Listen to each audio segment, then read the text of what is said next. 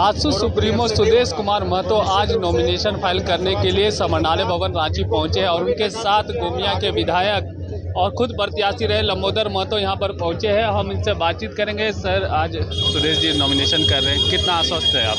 निश्चित रूप से हम लोग सिर्फ सुदेश जी की जीत के प्रति भी आश्वस्त है, उसके साथ ही एनडीए घटक दल के रूप में आजसू को जो 10 सीट मिला, हम लोग 10 में से 10 सीट जीतेंगे और 100% हम लोगों का सफलता रहेगा। आप गोमिया से खुद भी प्रत्याशी है, कितना मजबूत मान रहे इस बार एनडीए को?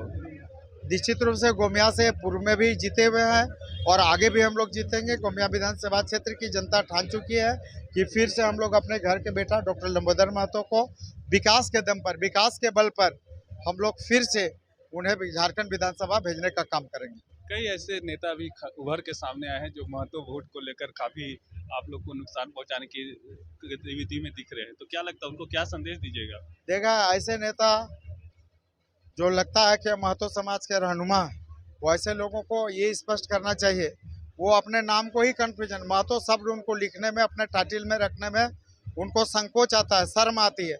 तो जिनको अपना नाम में टाइटल ही महतो रखने में शर्म आती है, वैसे लोगों को महतो वोट क्यों देगा? महतो किसी का बंधुआ मजदूर तो है नहीं।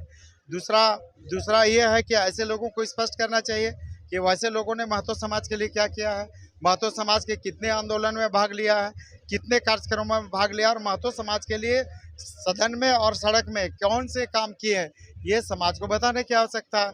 और निश्चित रूप से महतो समाज हर हालत में एनडीए के साथ है, एनडीए के साथ रहेगा, आजसू पार्टी के साथ है, आजसू पार्टी के साथ रहेगी और अपार मतों के साथ गोमिया विधानसभा से एनडीए प्रत्याशी के रूप में मेरी जीत होगी। तो एक सवाल और है कि मैया समान योजना जो सरकार लाई है उसको किससे देखते हैं आप लोग? क्योंकि एनडीए भी गो योजना के रूप में एक योजना लेके आई है आम लोगों के लिए, तो क्या लगता है कितना फंड है? क्योंकि आप लगातार विधायक रहे हैं, तो इतना फंड है सरकार के पास कि लोगों को ऐसा? देखिए, ये पूरी तरह से राजनीतिक योजना है और झारखंड के राज्य की जनता को दिग्भ्रमित करने वाली योजना है। आप याद करें कि अभी तीसरा किस्त कितने लोगों को खाते में पैसा गया, ये सरकार को स्पष्ट करना चाहिए। और साथ ही एक योजना को चालू करने के लिए, एक योजना को जारी रखने के लिए झारखंड की जितनी सामाजिक सुरक्षा की योजनाएं हैं, चाहे वृद्धावस्था पेंशन की हो, विधवा पेंशन की हो, विकलांग पेंशन की, 7 महीने से पेंशन रुका हुआ है। तो ये सरकार आज लाखों की संख्या में जिनको पहले से पेंशन मिलता था, चाहे वो विधवा हो, वृद्ध हो, असहाय हो, विकलांग हो, ऐसे लोगों का 7 महीना से पेंशन रोकने का काम किए। और जहाँ तक मैया सम्मान योजना की बात है, तो ये मैया सम्मान योजना चुनाव के समय क्यों, 5 साल बीत गए सरकार के, शुरू से ही मैयाओं का सम्मान करते, शुरू से ही ये योजना ले आते। सरकार को याद होना चाहिए, आपको सरकार के मैनिफेस्टो में कि जो यहाँ के पेंशनधारी हम उनको 2500 रुपये प्रति महीना बढ़ा के करेंगे, तो वो प्रति महीना 2500 रुपये क्यों अभी तक बढ़ा के नहीं किए? वो तो निश्चित रूप से 1000 भी, और वो भी 7 महीने से रुका हुआ।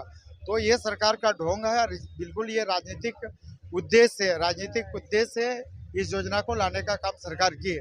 और दूसरा ये भी कि आप मैया सम्मान ला रहे हैं, तो बबुआ सम्मान क्यों नहीं ले?